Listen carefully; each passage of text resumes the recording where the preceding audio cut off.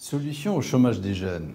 Pourquoi ne pas généraliser sur une très large échelle la pratique du service civique qui donnerait à nos jeunes, dès la fin de leurs études, la possibilité de s'insérer sans délai dans la vie professionnelle et de faire état d'une première expérience sur leur CV.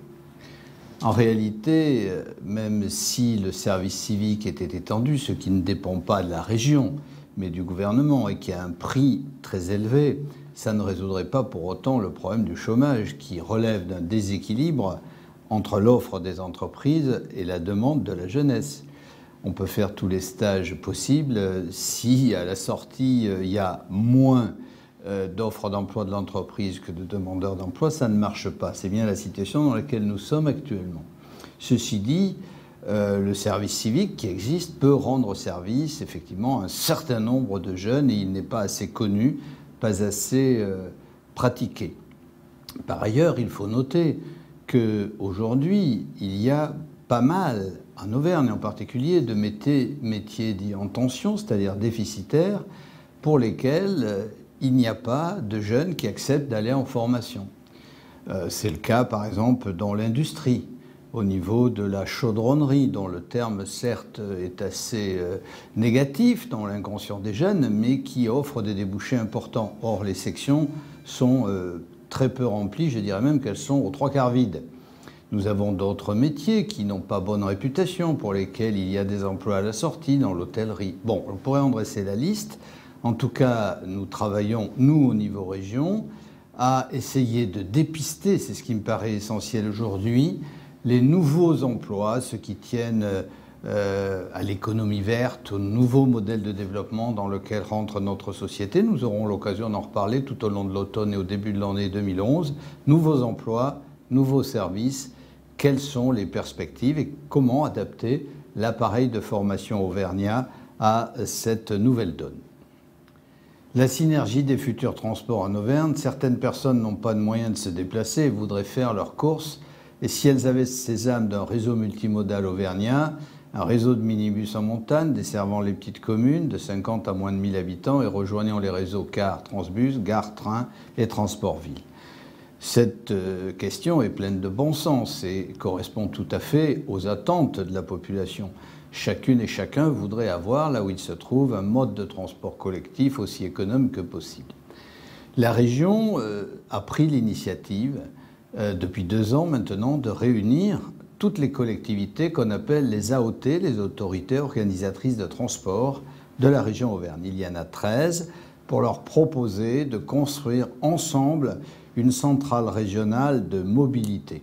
Ce travail est en cours sous l'égide de la région. Il sera long à aboutir parce que d'abord, c'est la grande pagaille dans les différents modes de transport. Ensuite, chacune des autorités organisatrices de transport est relativement jalouse de ce qu'elle fait, de son périmètre et se préoccupe peu de savoir ce qui se passe à côté.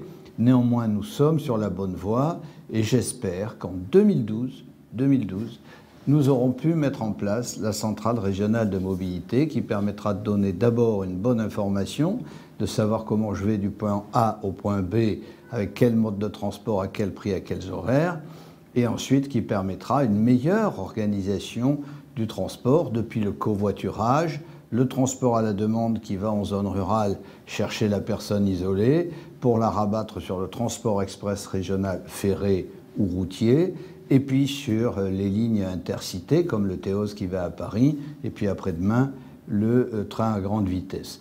Voilà le travail que nous avons entrepris et qui donc devrait, dans un des moyens termes, améliorer considérablement la solution pour ce transport en commun qui est fondamental dans une perspective de développement durable de notre territoire.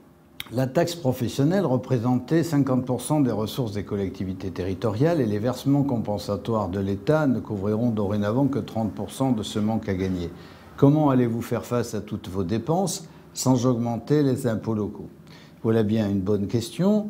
Ceci dit, je vous indique tout de suite que nous n'augmenterons pas les impôts locaux pour la bonne raison que nous n'en avons plus à voter. En décembre 2009, lorsque le gouvernement a supprimé la taxe professionnelle, il a supprimé pour les régions toute possibilité de recours à l'impôt direct. Il reste aux régions deux recettes sur lesquelles ils ont une maîtrise relative. La taxe sur les cartes grises. Quand vous changez de voiture, vous payez une taxe et la région perçoit la recette. Mais c'est très peu de choses. Si on augmentait par exemple de 40 € cheval à 41 € cheval, ça rapporterait 1 million d'euros à la région sur un budget de 650 millions. Oui, ça n'irait pas loin et nous sommes déjà à un niveau relativement élevé.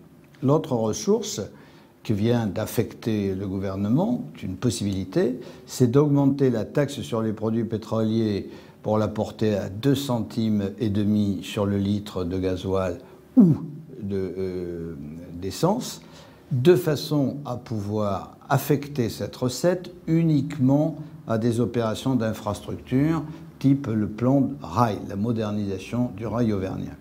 En dehors de cela, nous sommes totalement dépendants des dotations de l'État et de la décision que prendra le Parlement, députés et sénateurs, en décembre, lorsqu'il votera la loi de finances 2011, pour répartir la nouvelle contribution économique territoriale et notamment la contribution à la valeur ajoutée des entreprises.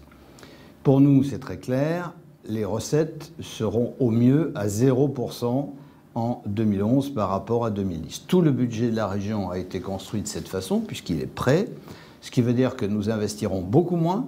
Nous passerons de 220 millions d'euros d'investissement annuel à 200 dès 2011 et notre budget de fonctionnement diminuera de 2%, ce qui suppose des coupes sombres un peu partout, dans tous les domaines. Et tout ceci aura forcément des répercussions sur les interventions régionales vis-à-vis des associations, vis-à-vis des communes, des communautés de communes.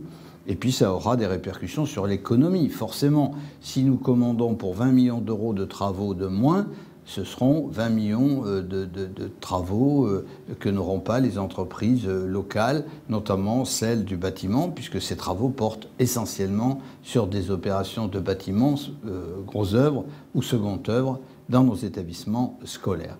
Nous sommes donc dans une situation très délicate.